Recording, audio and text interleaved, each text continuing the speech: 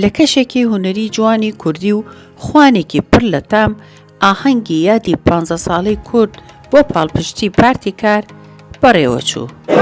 کۆبوونەوەی ئەو بنەمان کورد فۆلەی بە واتە کورد بۆ پاڵپشتی پارتی کار ئەو ڕێکخراوە 15 ساڵە دامەزراوە.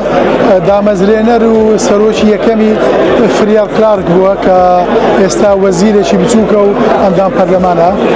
من 3 ساڵ سەرۆکایەتی ئەو ڕێکخراوەم کردووە و ئێستاش سەرمانگێکە کاک سەرباز سەرۆکایەتی دەکات بۆ ئەوەیە پاڵپشتی بۆ دۆزی کورد لە هەموو پارچەکانی کوردستان بەدەستبێنین. 15 ساڵ لەمەوبەر فریال کلارک کورد فۆلەیبەری دامەزران و لەو کاتەوە ڕۆژانە کوردی بەریتانیا دەچنە ناو ئەو ڕێکخراوەوە بۆ پشتگیریکردنی پارتی کار لە وڵاتی بەریتانیا. ئیرۆ ئەم لە ئۆتێلە سەڤۆی ناڤێندا لۆندۆن هاتن با هەڤدوک و پیرۆزباییە ساڵوێگەرە پازدەمینیا کورد فۆلەیبەر ئەم پیرۆز بکەن. کورد فۆلەیبەر ڕێخستنێک جیواکیە کوردێ ناو پارتیە لەیبەر دە پارتیە کارکێردە جدەگرێ و دخوازێ ببێ دەنگێک گەلە کوردیە بریتانی ناو پارتیە کارکێردە. ji ber wê yekê 15 sal berî me ev rêxistin da destpêkirandin îro em bihêvrane dora seset mevane me hêja endamên parlemen endamê House of Lords vezîrên hikûmeta Brîtanî îro li vir dicivînin ten bame ku tevlî pîrozbahiya salvegera pazdemîniya Kurd Labour bibin. لە ئاهەنگەکەدا چەندین وتار خوێندراوە. سەرەتا فریال کلارک وەک دامەزرێنەری ڕێکخراوەکە وتاری خۆی خوێندەوە و باسی مێژووی ڕێکخراوەکەی کرد و پاشان شیفا بەرزانی وەک میوان ئامادە بوو و وتارێکی بە ناوی ڕێکخراوی ناوەندی ڕەوەندی کوردی پێشکەش کرد. دیارە ئەمڕۆ ئێمە لێرێن بۆی بەشداری بکەین لە کۆنفرانسی کورد فۆر لەیبە کە ئەم کۆنفرانسە زیاتر بۆ لێک نزیکبوونەوە و هەماهەنگیە لە نێوان کورد و لەیبە پارتی بەریتانیا. ئێمە بە دوو هەدەفی سەرەکی لێرەن، یەک پیرۆزبایی لە پارتی کرێکارانی بەریتانیا بکەین لە بۆنەیە سەرکەوتنەی کە ئەنجامیان داوە لە هەڵبژاردنەی ڕابردوودا. دووەمیان بۆ ئەوە لێرێن کە ئێمەش وەکو ڕەوەندی کوردی پاڵپشت و پشتیوان لە پارتی کرێکارانی بەریتانیا هەنگاو بە هەنگاو بنین بۆ سبەینێکی گەشتەر بۆ میلەتی کورد و هەوڵەکانی خۆمان چڕکەینەوە لە ناو لەیبە پارتیا بۆ ئەوەی کە چەند دۆستایەتی پشتیوانی لەگەڵی کورد دەکەن. پشتیوانەکان داوای لێ بکەن زیاتر بکەن چ لە باشوور چ لە باکوور یان لە ڕۆژاوا و لە ڕۆژهەڵات. پاشان سەرباز بەرزەنجی سەرۆکی ڕێکخراوەکە لە ئێستادا و چەندین ئەندام پەرلەمان و لۆردی بەریتانیا بەشداریان کرد بە چەند وتاری.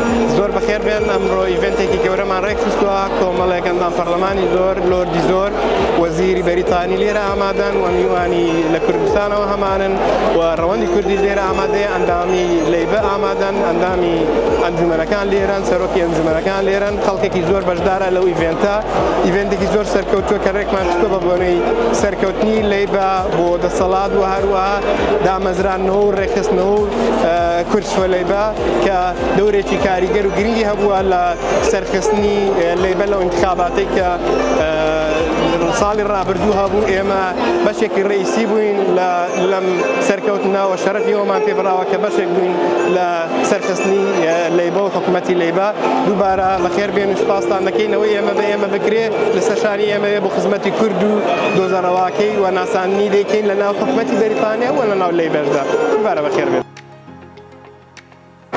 Today I came to London for the event done by Kurds for Labour, and this is where lots of Kurdish people came in and people of different cultures, and we all gathered around, came, had a lovely dinner, listened to lovely music and listened to amazing speakers, people who are member of parliament, member of the Kurds for Labour, member of many communities, and it was really nice to experience. It was a fantastic experience as I got to meet lots of different Kurds. I couldn't believe how many Kurdish people there was in the community, and there were so many people. It was nice to have a lovely gathering and all socialize together and gain lots of experience and connect with new people. بەناوی خۆی گەورە میهرەبان، ئێمە وەکو کۆمەڵی کوردی ئەمڕۆ لە لەندەن بەشداریمان کرد لە ساڵیادی 15هەمین ساڵیادی کوردش فۆر لەیبەر. ئێمە ئەتوانین لە ڕێگای کوردش لەیبەرەوە بتوانین کە گرفت و داخوازیەکانمان لە ڕێگەی ئەوانەوە و هەموو ئەو داواکاریانەی کە هەنابەری بێ هەر گیر و گرفتێک هەبێ لە ڕێگەی ئەمانە بیگەینینە کۆمەڵی کوردش فۆ لەیبەر ئەوانش لە ڕێگەی خۆیانە بیگەنە پەرلەمانی بەریتانیا بۆیە ئێمە هەمیشە وەکو کۆمەڵی کوردی پاڵپشتی کوردش فۆ لەیبەرین وەکو کورد بۆی ئەمڕۆ لێرە ئامادە بووین لە لەندەن هیوادارین ساڵیادێکی سەرکەوتوو بێ و هیوای سەرکەوتن بۆ کوردش فۆ لەیبەر خوازیین. بەڵێ ئەمڕۆ لە شاری لەندەن لێرە کۆبووینەوە ڕێکخراوی کوردش فۆ لەیبەر کە سەر بە پارتی دەسەڵاتی بەریتانیە لێرە ئەمڕۆ کاک سەرباز بەرزنجی ئەبێتە سەرۆکی ڕێکخراوی کوردش فۆ لەیبەر و لێرە ئەمڕۆ هەموو دەنگ و ڕەنگ و خەڵکە جیاوازەکان و سەرجەم چیر و توێژەکانی ناوچەکانی دیکەی وڵاتی بەریتانیا لە هەموو کۆمینێتیەکان لێرە کۆبووینەتەوە بۆ پیرۆزباییکردن و بۆ ڕاگۆڕینەوە و کە چۆن بتوانین زیاتر خزمەت بکەین چۆن بتوانین لێرە کای کورد زیاتر سەنگی هەبێت و قورسایی هەبێ بۆی کە ئێمەش کۆمەڵگەی کوردی لێرە بە کەمینە نەمێنینەوە و دەنگمان هەبێت و ڕنگمان هەبێت و هێزمان هەبێت. بەسەلام عەلەیکم. ئێمە وەکو کۆمەڵی کوردی بەریتانیا لە شاری لەندەن ئەمڕۆ بەشداری ئیڤێنتێکی گەورەین لە شاری لەندەنە بۆ لۆبیکردن بۆ کورد کە کورد فۆ لەیبەرێکی خستووە کە دەڕەنجمان لەم کۆبوونەوە لەم دیدارە گرنگە ئەوەیە کە بتوانین زیاتر ناوی کورد و زیاتر خزمەتەکانی کورد بە ئاشنا بکەین بەم وڵاتە و کۆمەڵێک لە ئەندام پەرلەمان و چەند وەزیرێک و هەروەها چەند لۆردێکی بەریتانیا لەگەڵمان لەم ئیڤێنتە بەشدارە. ئێمە خۆمان هاوکار و پشتیوانێکی باشی ئەم ئیڤێنتەین و دەستیشمان لە یارمەتیدان و هاوکاری و پشتیوانی باشی هەیە.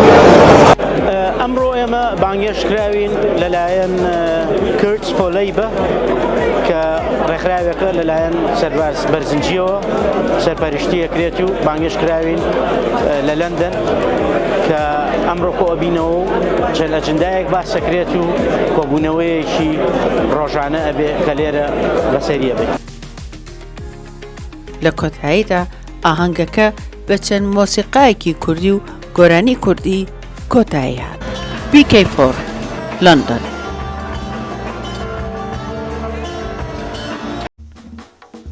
کەناڵی BK4 لە خەمی هەمووان کۆکەرەوەی کوردان لە تاراوگا بەگشتی لە ئەوروپا و بەریتانیا. BK4